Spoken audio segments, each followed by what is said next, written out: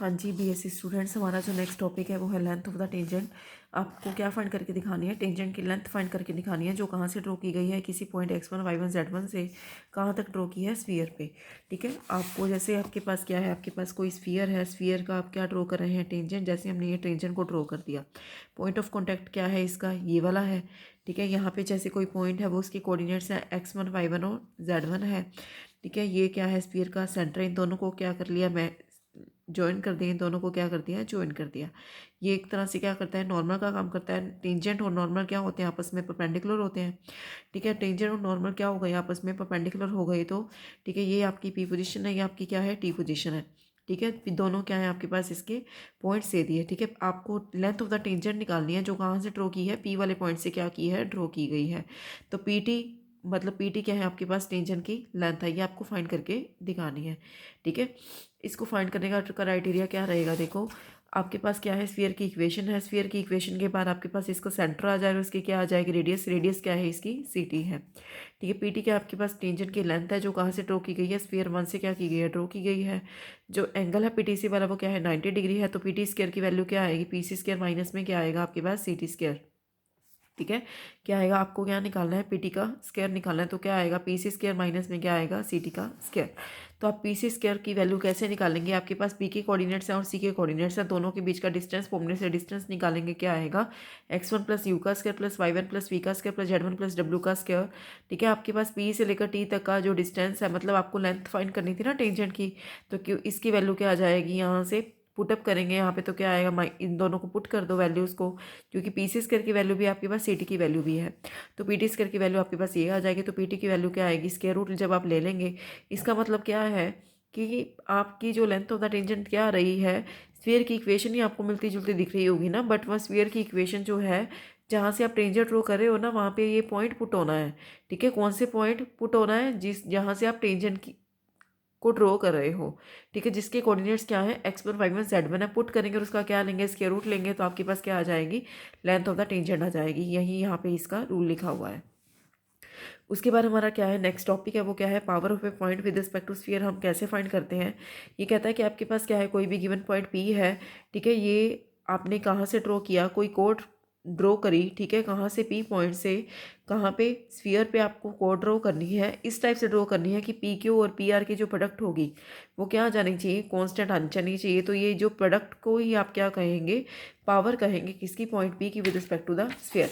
इसका मतलब क्या है? जैसे आपके पास क्या है? कोई भी पॉइंट है। ठीक है, ये इसको क्यू पे कट करता है स्फीयर को, ये इसको आर पे कट करता है। ठीक है, क्यू आर क्या है? स्फीयर की कोड है। कोड कहाँ से ड्रॉ कर रहे हैं? यहाँ पी पॉइंट से ड्रॉ कर रहे हैं। ठीक है, ये अगर अगर ऐसा हो जाए कि पी से लेकर क्यू तक की वैल्यू, पी से लेकर आर तक की वैल्यू क्या आ जाए आपके पास? कांस्टेंट आ जाए, तो आप क्या कहेंगे? पावर है पी क्यू और पी आर की जो प्रोडक्ट है वो क्या है? पी की पावर है। किसके विद रिस्पेक्ट टू? स्फीयर के विद रिस्पेक्ट टू। इसकी इक्वेशन हम निकाल के भी देखेंगे। ठीक है, इसकी इक्वेशन क्या बनती है? ये कहता है कि आपके पास क्या है? कोई भी गिवन पॉइंट पी है। ठीक है, कहाँ पे ड्रॉ किया? कोई कोड क्यू आर पे क्या किया? ड्रॉ कर लिया। ठीक है, मतलब गिवन पॉइंट पी से आपने क्या ड्रॉ करी? कोई कोड ड्रॉ करी। वो कोड कैसी है? क्यू आर है। ठीक है, स्फीयर पे। तो आपको क्या शो करके दिखाना है कि पी क्यू और पी आर की जो वैल्यू है वो क्या आ जानी चाहिए? कांस्टेंट। तो आपके पास पी क्या है? कोई पॉइंट है। स्फीयर आपके पास ये वाला है। ठीक है, पी आपके पास पॉइंट हो गया, और आपके पास क्या हो गया? क्यू और आर। स्फीयर पे क्या है? कोई पॉइंट है जो किसका काम कर रही है? कोड का काम कर रही है। ठीक है, उसके बाद आपके पास इस कोड की जैसे कोई लाइन होती है, उसकी आप क्या निकाल सकते हैं? इक्वेशन बना सकते हैं। ठीक है, अब कोई लाइन जो होगी वो कहाँ से पास कर रही है? पी वाले पॉइंट से पास करती है। जहाँ से पास करती है उसको क्या करेंगे? एक्स से माइनस करेंगे।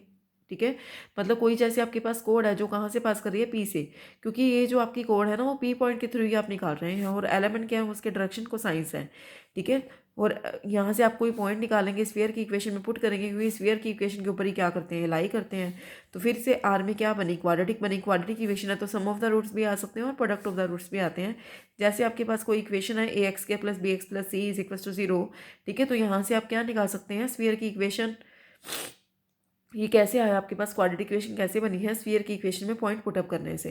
ठीक है, प्रोडक्ट ऑफ द रूट्स कैसे निकालेंगे? अगर आपके पास कोई क्वाड्रेटिक इक्वेशन गिवन है तो जो इसकी कांस्टेंट टर्म होती है ना, बाय में एक्स स्क्वायर का जो कोफिशिएंट होता है उसको डिवाइड कर देते हैं और पॉजिटिव आता है साइन।